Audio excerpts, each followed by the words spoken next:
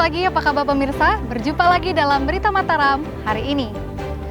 Sejumlah informasi penting dan menarik lainnya telah kami siapkan untuk Anda, dan berikut diantaranya.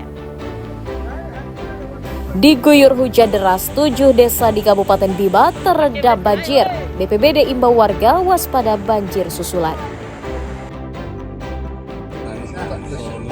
Warga desa Prapen, Lombok Tengah digegerkan penemuan bayi di pos ronda. Polisi buru orang tua bayi. Ajak warga menjaga lingkungan desa dari sampah. Warga di Lombok Timur sulap saluran irigasi menjadi objek wisata air yang menyegarkan. Bersama saya Listia Widya, inilah Berita Mataram selengkapnya.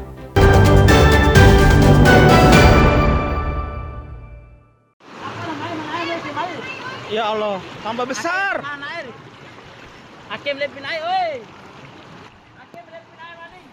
Curah hujan yang tinggi di sejumlah wilayah di Kabupaten Bima selama 3 hari menyebabkan ribuan rumah di sejumlah desa terendam banjir. Banjir disebabkan meluapnya air sungai yang tidak mampu menampung air hujan kiriman dari pegunungan dan daerah lainnya. BPBD mencatat banjir merendam 7 desa di 2 kecamatan yakni Madapangga dan Sanggar. Adapun wilayah terparah terkena banjir terjadi di Desa Monggo dan Candi yang menyebabkan sebagian warganya mengungsi. Selain merendam sekitar 1.300 rumah, banjir juga merendam 5 sekolah dan merusak infrastruktur jalan dan jembatan. Walaupun banjir sudah surut, BPBD tetap mengimbau warga untuk mewaspadai banjir susulan, mengingat curah hujan cukup tinggi diprediksi masih akan terjadi hingga sepekan mendatang. Bisa jadi juga karena drainase kan juga buatnya ya. Jawabnya karena drainasenya juga kurang lancar dan juga cepat tadi juga surut juga. Apa namanya? Genangan airnya di permukiman terutama. Dan kita di BPBD provinsi kan mendorong logistik antisipasi bencana ya di masa-masa depan. Saat ini BPBD Provinsi Nusa Tenggara Barat telah mendistribusikan logistik ke wilayah terdampak banjir. Emi Kusuma dan Riyadi Sulhi melaporkan dari Kabupaten Bima.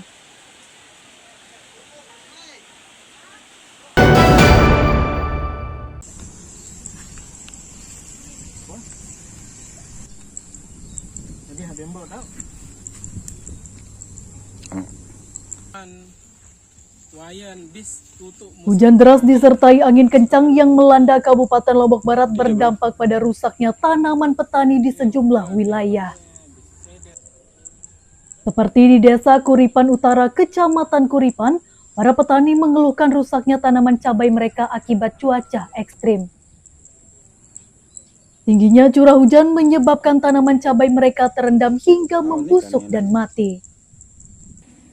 Minimnya obat-obatan dan pemberian pupuk juga diduga membuat tanaman petani rawan terserang hama sehingga terancam gagal panen.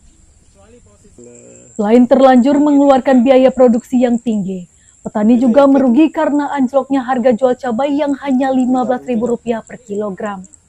Seperti yang disaksikan bahwa cabai kami banyak yang mengalami gagal panen. Kami belum bisa menikmati masa panen. Pohon cabainya sudah banyak yang membusuk, buah-buahnya banyak yang berjatuhan, busuk dan sebagainya, Pak. Sangat rugi, Pak. Bahkan biaya pertanian pun kami tidak bisa kembalikan, Pak, karena faktor cuaca ini. Karena hasil panen kami ini bisa dikatakan jauh dari target. Bahkan sebelum masa panen tiba, ini pohonnya sudah banyak yang mulai membusuk karena faktor air dan sebagainya. Petani berharap Pemda membantu menyiapkan bibit dan pupuk subsidi untuk mengurangi kerugian dan meringankan beban petani saat memasuki musim tanam berikutnya.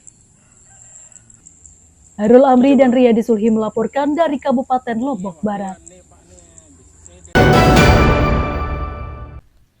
Nikman dulu rabok, baik dengan nikman mau kelompok tani ya. Pemerintah pusat melalui Kementerian Pertanian resmi mengeluarkan kebijakan menurunkan harga eceran pupuk bersubsidi sejak akhir bulan Oktober. Kebijakan ini menjadi solusi untuk meringankan beban petani yang selama ini keberatan membeli pupuk karena harganya yang mahal. Penurunan harga pupuk subsidi cukup signifikan, meliputi pupuk jenis urea dari Rp2.250 per kilogram menjadi Rp1.800 per kilogram. Pupuk NPK dari Rp2.300 per kilogram menjadi Rp1.840 per kilogram. Sementara untuk pupuk ZA khusus tebu turun dari Rp1.700 per kilogram menjadi Rp1.360 per kilogram dan pupuk organik dari Rp800 per kilogram menjadi Rp640 per kilogramnya.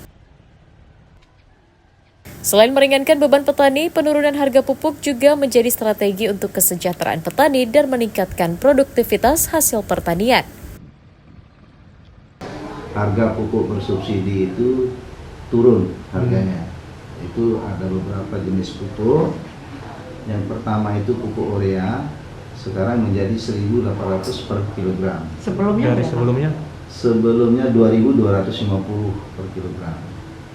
Kemudian ada NPK, awalnya kan 2.300 per kilogram, sekarang menjadi 1.840 per kilogram. Nah, untuk yang peraturan terbaru sekarang ini bahwa tidak hanya 2 jenis pupuk itu saja, tapi ada jenis pupuk yang lain. Di situ ada pupuk NPK khusus untuk kakao juga tersendiri dia. Selain penurunan harga, pemerintah pusat juga mereformasi tata kelola distribusi pupuk dengan memangkas rantai administrasi agar penyaluran lebih cepat dan tepat sasaran. Lukmanul Hakim dan Reddy Sulhi melaporkan dari Kabupaten Lombok Tengah.